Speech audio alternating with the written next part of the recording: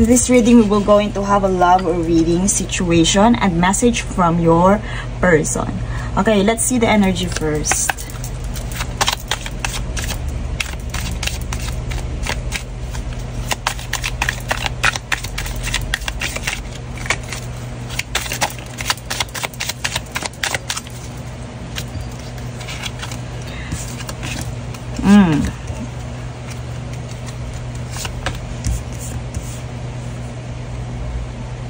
Okay, so dito malinaw na malinaw, my loves. There are something, sabihin natin news, pwedeng gossip na about this connection, about this twin flame connection. Lumitaw dito ang twin flame connection, my loves. Pero dito, sabihin natin you are twin flame.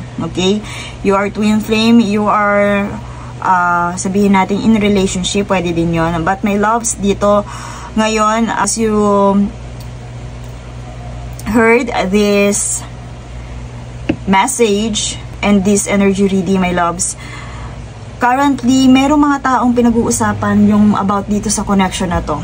Okay? Kayong dalawa, pinag-uusapan kayo, you and your person, pinag-uusapan kayo ng mga taong to because of this gossip.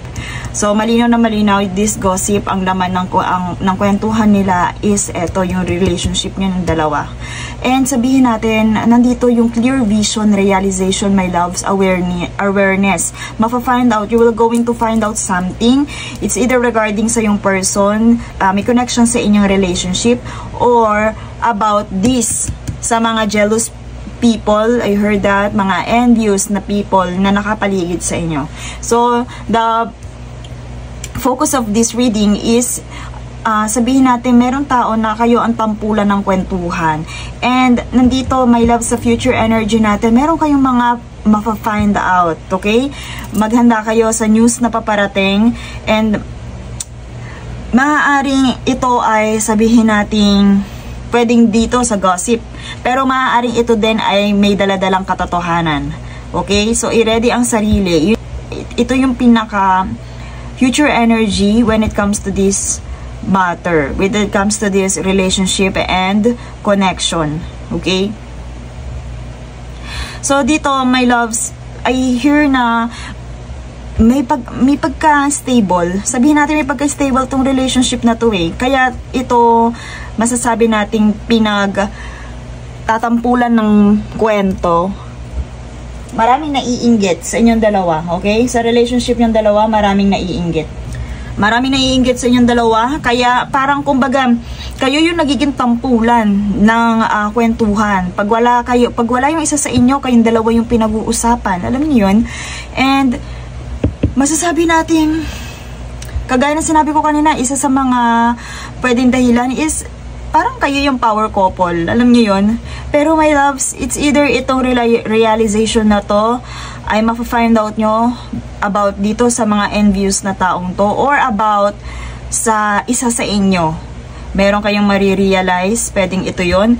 And may marirealize kayong sabihin natin awareness about sa taong din to. Mirror, malaki ang sabihin natin significance ng mirror dito sa connection ninyong dalawa.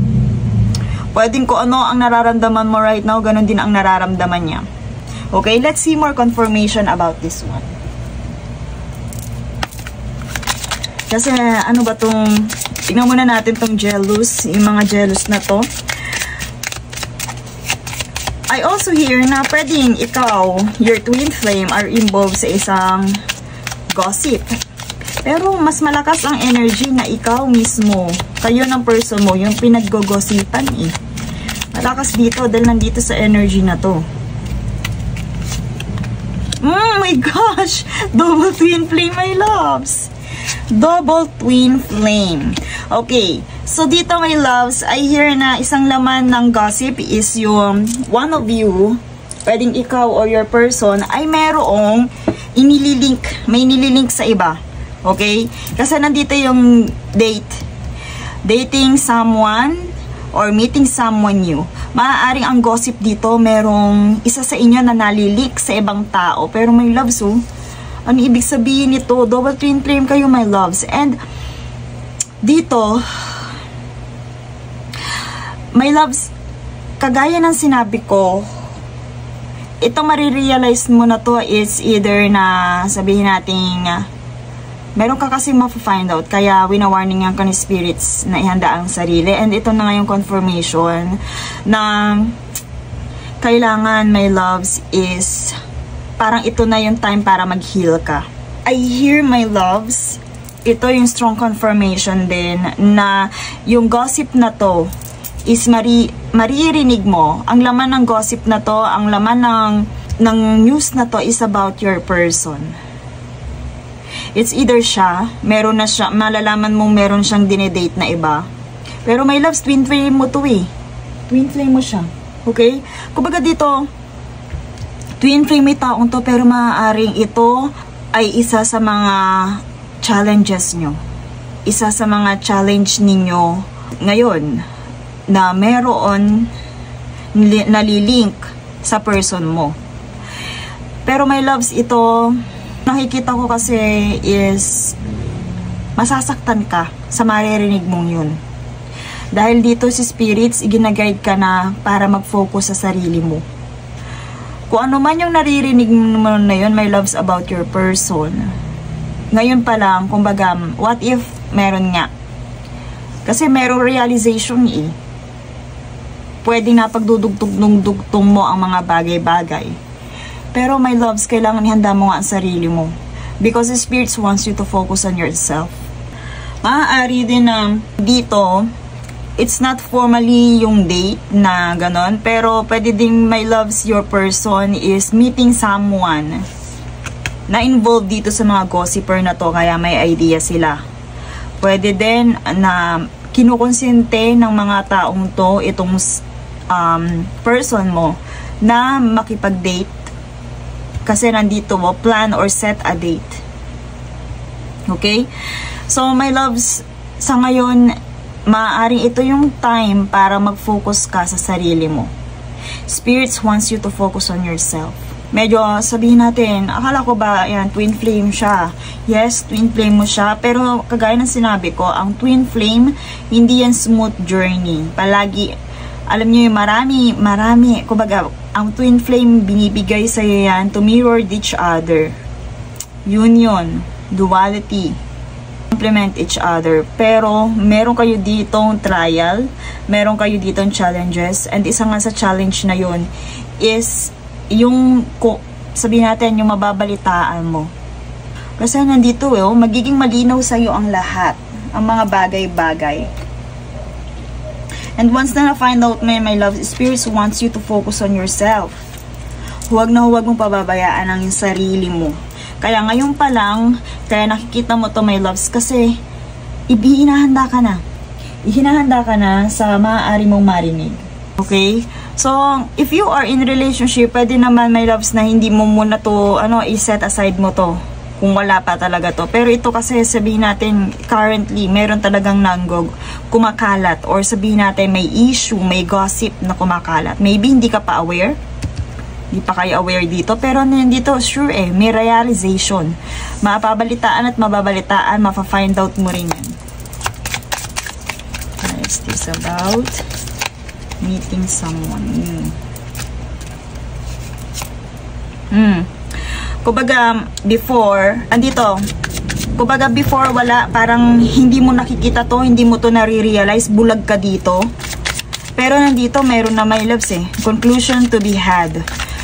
Maraming nagko-conclude, hindi lang ikaw. Maaaring ikaw pa yung huling makarealize nito, my loves.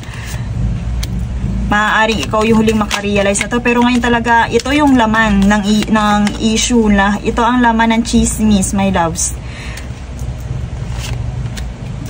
Eto, my loves, napakaganda. Napakaganda dito sa energy na to. Kung tinatanong mo kung yung taong to is twin flame mo, yes, twin flame kayo, my loves. Pero currently, ito talaga yung you are dealing with this, or you are about to deal with this gossip.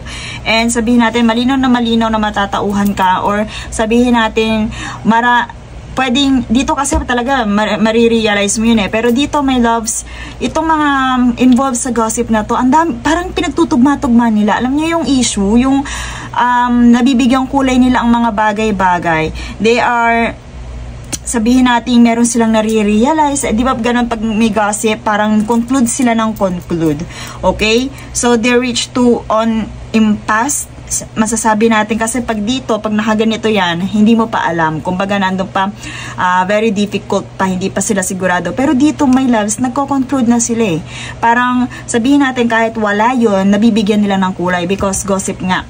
And dito, my loves, confirmation na ito ay your divine love. This is your, meron ka dito sa person mo talagang deep soul connection. Pero, ang challenge dito, my loves, is kung papadaig ka ba sa mga gossip na to, sa mga marirealize mo, kung sabihin natin magpapadala ka ba dyan. I also hear, my loves, may kinalaman din to sa finances. Kaya, my loves, kung meron ihanda ang sarili doon sa mga bagay na mapa-find out mo. I also hear na hindi lang to about sa finances eh, kasi spirits wants you to focus on yourself. Dito kasi, my loves, I hear na meron ditong isolation. So, maaaring iyon yung isa sa calling mo para mag-isolate muna saglit sa relationship na to. Kung nanghihingi ka ng sign, ano ba ang dapat mong gawin? My loves, kasi may gossip dito, pero ito confirmation eh. Twin flame mo yung taong to, pero ito yung kailangan mo. Okay? Kailangan mo mag-isolate. Right now kasi, my loves, if ever nga malinaw na malinaw, lilito to sa'yo, my loves. May iba kasi pag minapa-find out na ganyan, ipinipilit pa rin yung relationship. Pero dito, spirits wants you to shout out in the world, or sabihin natin, alam niyo yung mindset na kailangan is once na na-find out mo to, kailangan unahin mo ang sarili mo. Okay? Kailangan unahin mo ang sarili mo. Once na na-find out mo to, ibig sabihin, mag-decision ka ng para sa sarili mo. Okay? Kasi maaari itong mag-cause sa'yo ng spiritual poverty. Pag hindi mo, my loves, ito na i-project na meron kang self-respect and self-appreciation, mababaon ka sa spiritual poverty, my loves. So dito, spirits wants you to isolate more, to indulge with yourself. Okay? Huwag mo pababayaan ang sarili mo, anuman ang mga marinig mo or ma-find out mo. And kagaya ng sinabi ko, kung naghihintay ka ng sign, kung kayo ba talaga, yes, yung twin flame mo, kayo talaga. Kaya lang, di ba wala namang perfect couple?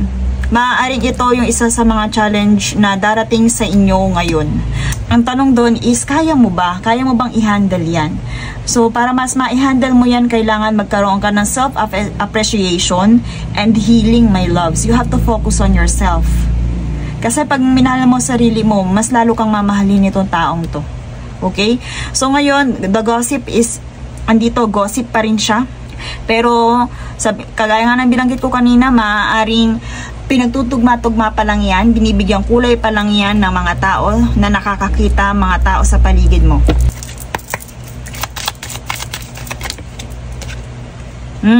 Let go. Okay, my loves, isang advice ni spirits, kailangan i-let go mo to. I-let go mo kung ano man yung mga maririnig mo na yan about your person. Maaaring isa yan sa my loves, makaganda.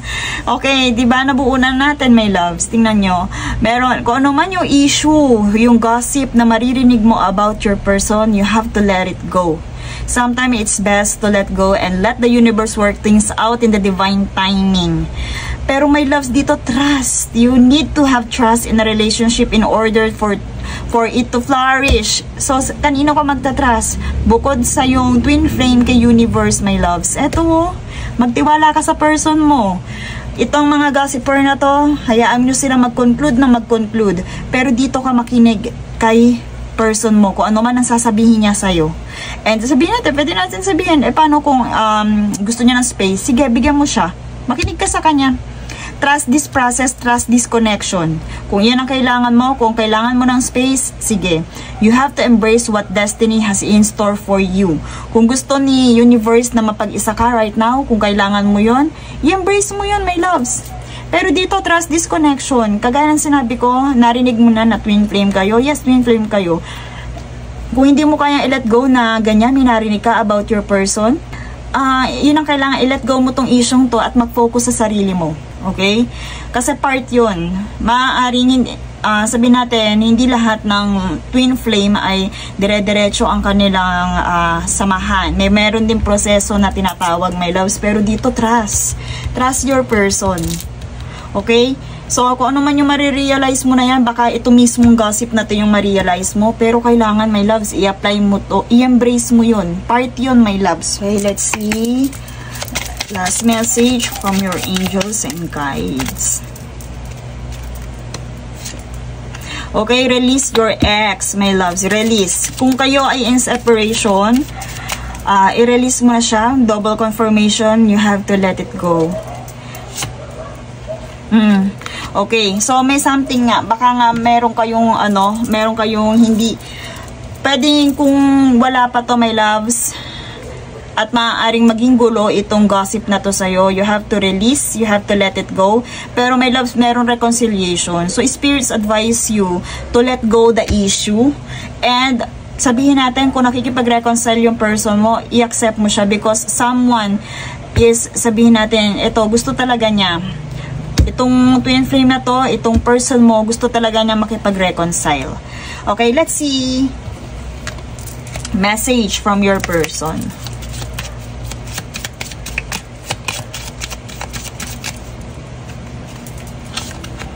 I knew exactly what I was doing.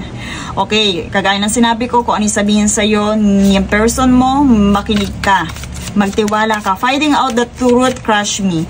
Maaaring siya din, kagaya nga ng sinabi ko, pwedeng ikaw yung laman ng gossip or siya. And we need to let each other go. Okay, my loves, dito, I see na meron ng pause. Merong pause na mangyayari, my loves. Pero confirmation kasi na may reconciliation din. So, pwede ngang magsanhi ng pause itong challenge na to. Pwedeng sabihin natin, temporarily pause. Pwedeng mag-cause yun ng pause, my loves. And, eto nga, kumbaga, kung yun ang kailangan ninyo, kagaya ng sinabi ko, kung anong sinabi ng person mo, magtiwala ka sa proseso. Okay? And reconciliation is coming pa rin naman. Dahil ito nasasaktan kayo sa mga bagay-bagay, yes, pero kailangan kasi may matutunan ka dyan, my loves.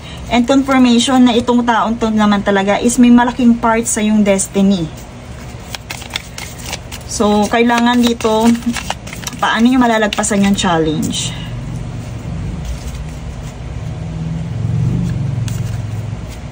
Look inside yourself. Examine what is causing you to feel that way.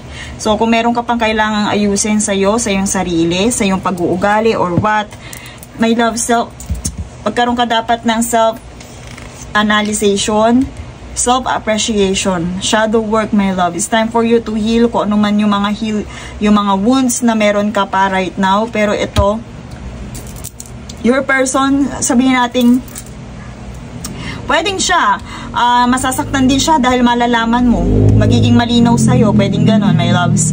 Pero dito is, magtiwala ka sa proseso. Okay? Kailangan mag-focus ka dito sa healing mo, sa sarili mo. Ikaw mismo sa sarili mo, hindi man sa connection na to, kailangan mo mag-heal. Okay? You have to introspect. Malinaw na kailangan mo mag-reflect. Okay? And that's all for this reading. Thank you so much and see you in my next one.